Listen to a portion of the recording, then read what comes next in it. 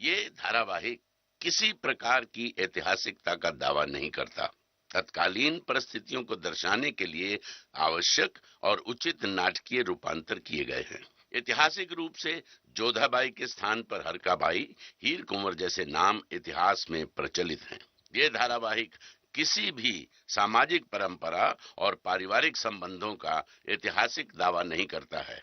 इसका उद्देश्य किसी भी समुदाय की भावनाओं को ठेस पहुंचाना नहीं है।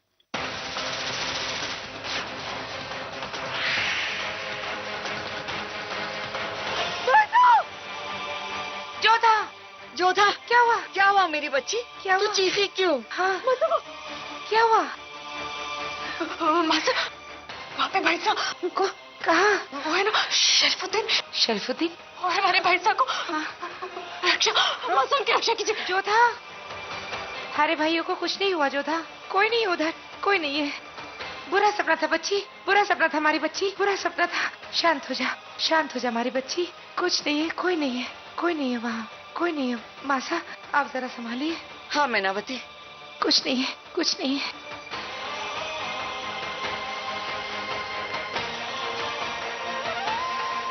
जोधा मेरी बच्ची, घबरा मत, हम सब थारे साथ है ना। थारे भाइयों को कुछ नहीं होगा, कुछ नहीं होगा, कुछ नहीं होगा मेरी बच्ची, कुछ नहीं होगा, घबरा मत। ये भय केवल जोधा के मन में नहीं है, सबके मन में बस चुका है कि कब मुगल किसके भाई, किसके पति या किसके बेटों का सर काटकर आमिर के चौखट पे डाल जाएंगे।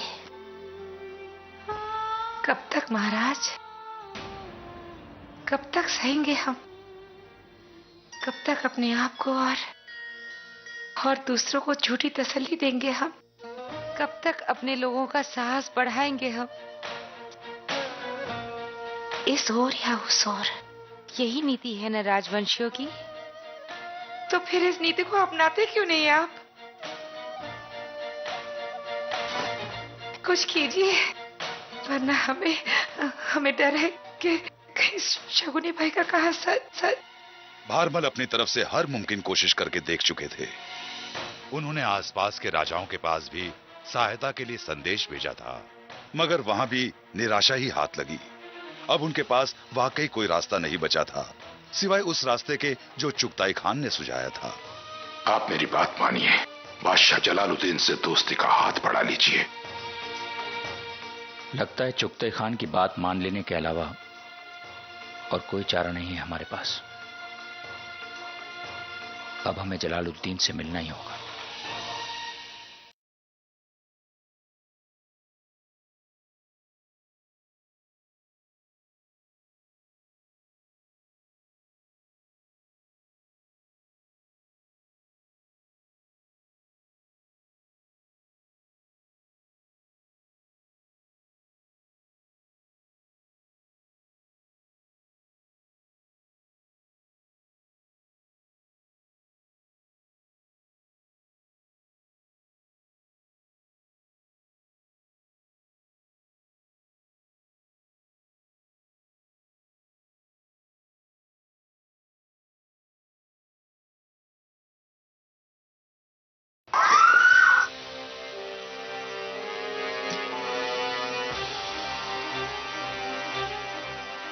जलाल, आप मालवा की जीत की मुबारकबाद देने आए हमें कह देते, हम खुद चले आते। इंसान की बदनसीबी उसे बिना खबर दिए आती है आता। हम कुछ समझे नहीं। पर हम सब कुछ समझ चुके हैं। तुमने जो किया वो भी, और तुम्हारे साथ क्या सलूक किया जाए वो भी। जलाल, ये आप? तब हम जो तुमसे पूछेंगे उसका सच सच जवाब देना। क्या तुमने बच्चों, बूढ़ों और औरतों का कत्ल किया? कत्ल किया कि नहीं? हाथी जब चलते हैं उनके पैरों तले चींटियां कुचल जाती हैं, और जंग में जो भी सामने आता है उसे मार दिया जाता है। ये हमारा कायदा है। पर बच्चों, बूढ़ों और औरतों को मारना हमारा कायदा नहीं। और निहत्थे के गर्दन पर शमशीर रखना। भूलना बहुत बुरी बात होती है आदम। शायद तुम ये भूल गए हो कि हमने तुम्हें यहाँ किस काम के लिए भेजा था। भूल गए कि आगरा की इज्जत क्या है। भूल गए कि हमारा मजहब हमें क्या शरीयत देता है। और तुम शायद ये भूल गए कि तुम्हारे सामने तुम्हारा भाई नहीं, हिंदुस्तान का शहंशाह खड़ा है।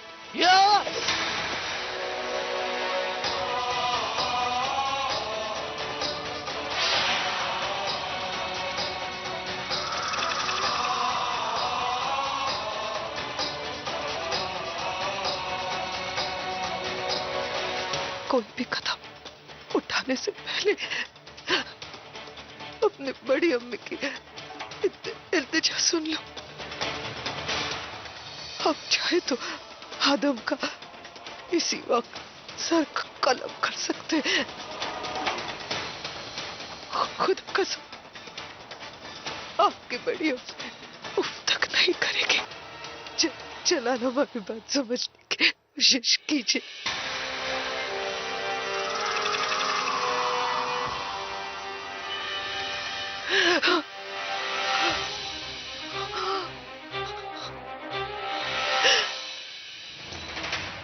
आप ये मत समझिए जलाल, हम आपको ये सब इसीलिए कह रहे हैं क्योंकि आदम हमारा बेटा है। हम ये सब आपको इसीलिए बता रहे हैं क्योंकि जिसे हमने उंगली पकड़कर चलना सिखाया, उस जलाल के फैसले पर कल आवाम उंगली ना उठाए। बड़ी अम्मी, अदम ने अपना गुनाह कबूल किया है। नहीं, ये बात आपने सुनी है, हमने कहीं नहीं। हमने तो बाज बहादुर के सैनिकों को मारा है, उसके बीच में औरतें मर गई। हम क्या करें? फिर जलाल हम एक बार मान भी लेते हैं कि आदम हमने ऐसा ही किया है, लेकिन शहंशाह तो आप है, आपका फैसला आखिरी फैसला होगा। लेकिन एक शहंशाह किसी भी मुगल पर ऐसे ही बिना किसी सबूत के अगर शमशीर चलाए तो वो शहंशाह के फैसले के खिलाफ होगा जलाल। अगर आप ये चाहते हैं कि सबूत देखने के बाद, गवाहों का बयान सुनने के बाद हम फिर कोई फैसला लें तो ऐसा ही होगा। लेकिन एक बात समझ लीजिए, सिपाहियों को हथियार दुश्मनों पर वार करने के लिए दिए जाते हैं, मजलूमों पर जुल्म करने के लिए नहीं। और हमारी सल्तनत में हम किसी भी बच्चे, बूढ़े या औरत पर जुल्म बर्दाश्त नहीं करेंगे।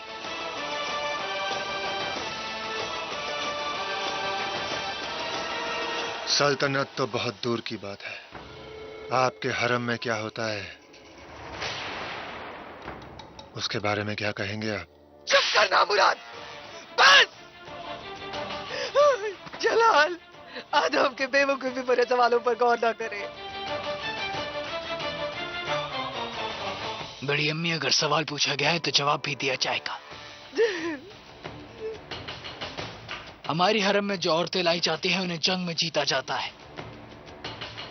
उनके साथ किसी तरह की बदसलूकी नहीं की जाती, किसी किस्म की तकलीफ नहीं दी जाती उन्हें, उनके साथ कोई जोर जबरदस्ती नहीं की जाती,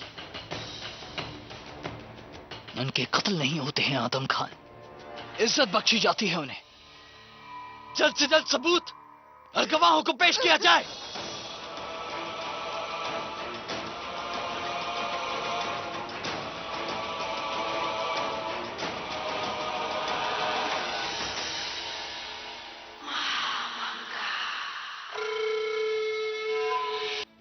जलाल मालवा में अधम के अत्याचारों का फैसला करता कि उससे पहले महामंगा ने अपनी चालों से अधम के खिलाफ उठने वाली हर आवाज को चुप करा दिया। देख रहे हैं जलाल, आदम के खिलाफ साजिश।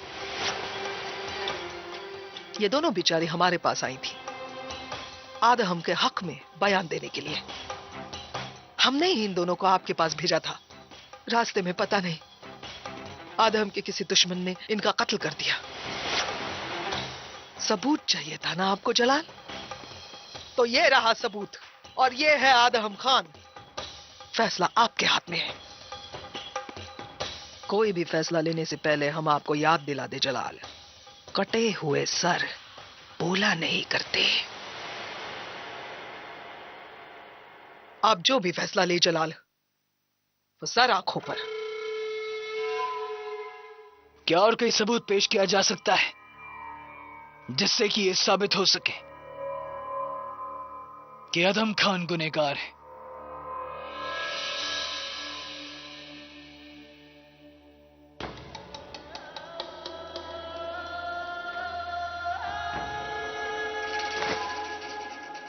बदजुबानी के लिए शहंशाह से हम माफी चाहते हैं।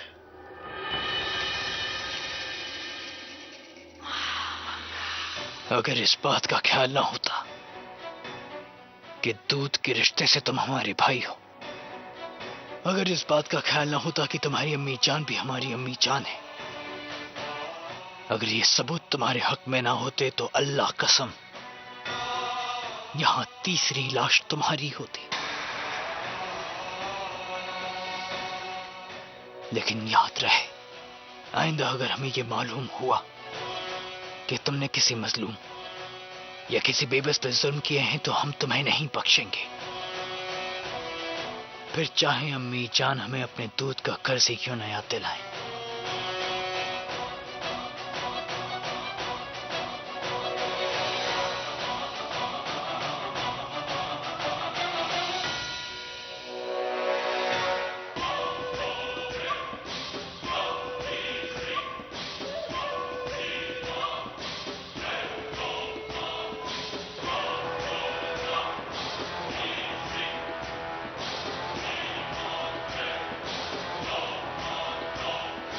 तुम दोनों में से किसने देखा आदम को औरतों का कत्ल करते हुए? हमारी आंखों के सामने आदम खान ने हमारी सहेलियों को मार डाला। हम जानते हैं कि तुम्हारा नुकसान हुआ है। इस नुकसान की भरपाई हम तुम्हें तुम्हारे वजन के बराबर अशर्फियां तोल कर देंगे। अशर्फियों से आप जिंदगियां नहीं खरीद सकती। जान के बदले जान और आंख के बदले आंख, यही इंसाफ है। और ये इंसाफ हम बादशाह सलामत से मांगेंगे।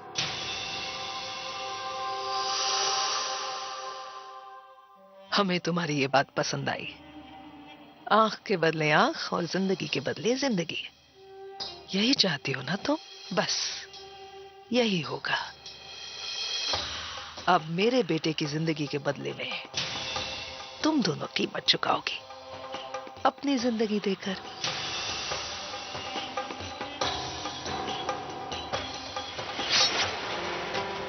रेशम, इन बेगुनाहों को इज्जत के साथ दफनाया जाए।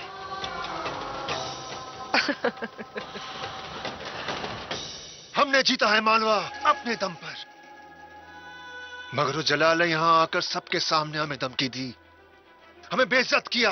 अपने दिमाग और अपने गुस्से को काबू में रखिए आदम, वरना आपकी मुश्किलें काबू में नहीं रहेगी। इस मुश्किल को हम एक झटके में खत्म कर सकते हैं,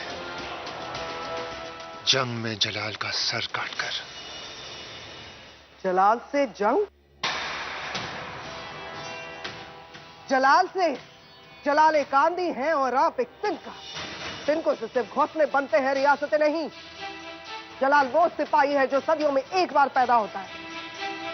अगर आप चाहते हैं कि तारीख आपको और हमें याद रखे तो जलाल के साथ रहना। उनके सामने खड़े होने की कोशिश करोगे तो वह आपका नामो निशान मिटा देगा, इस दुनिया से भी और तारीख से भी।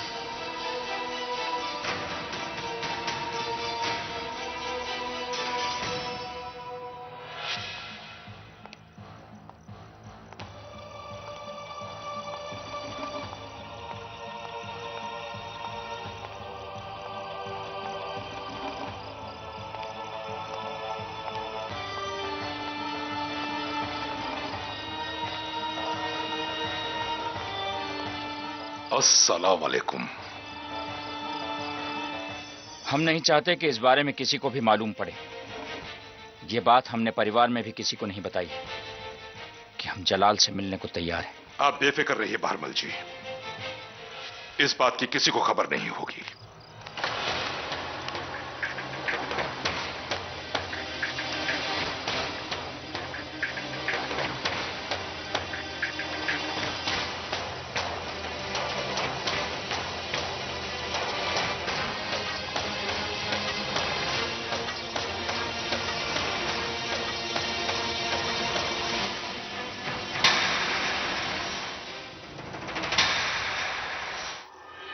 जोधा, वो हम किसी काम से।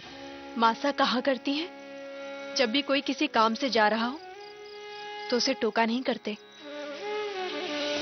कोई प्रश्न नहीं पूछा करते। इसलिए हम भी आपसे कोई प्रश्न नहीं पूछेंगे बापू साहब, पर एक बात अवश्य कहना चाहेंगे।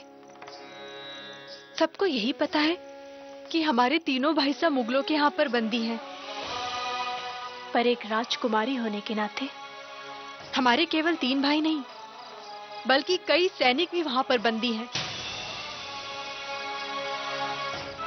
इसलिए हमारी आपसे एक ही विनती है बापू साहब, आप जो भी निर्णय लें पहले एक राजा बनके बाद में पिता बनकर लें। पहले अपने राज्य के बारे में सोचें, बाद में हमारे बारे में।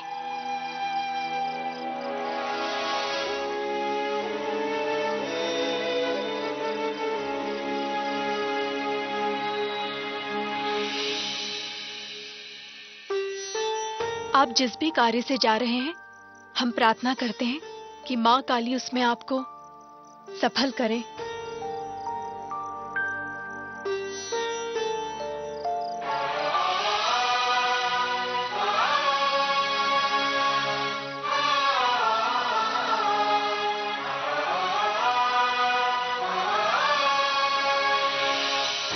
सुभान अल्लाह।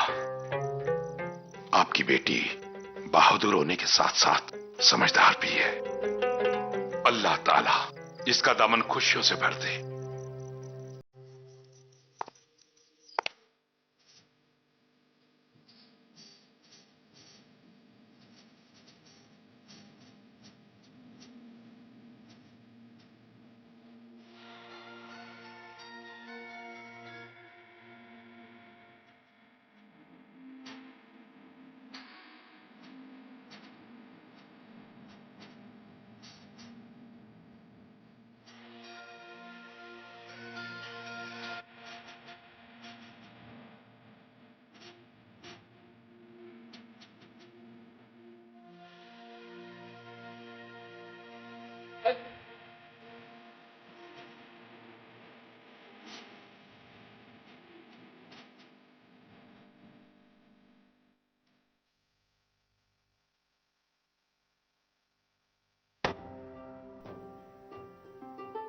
अस्सलाम वालेकुम अम्मी जान।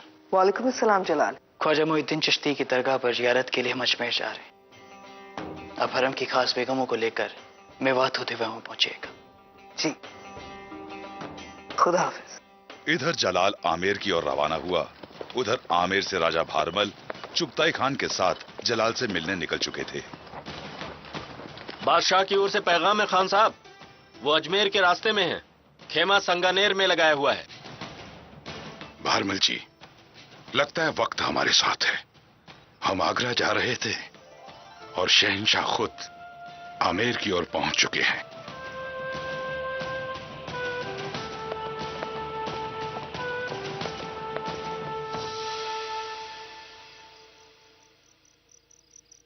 शहंशाह आलम से जाकर कहो चुगताई खान उनसे मिलना चाहते हैं।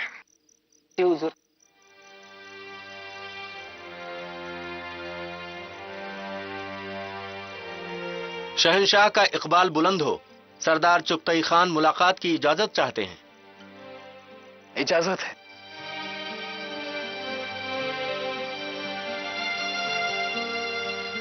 भारमल जी, आप यहीं ठहरिए, मैं जाकर शहंशाह को खबर करता हूं और आपको बुलाता हूं।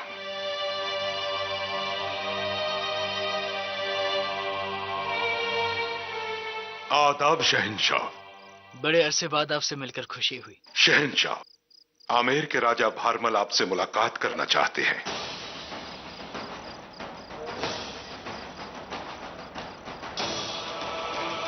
इसका दंड केवल मृत्यु है। इसका सर काटकर मुगल सल्तनत को भेज दिया जाए। किस मसले पर? आमेर की जंग में फतेह होने के बाद सूबेदार साहब ने बड़ी मुश्किल शर्तें लाद दी उन पर हुजूर।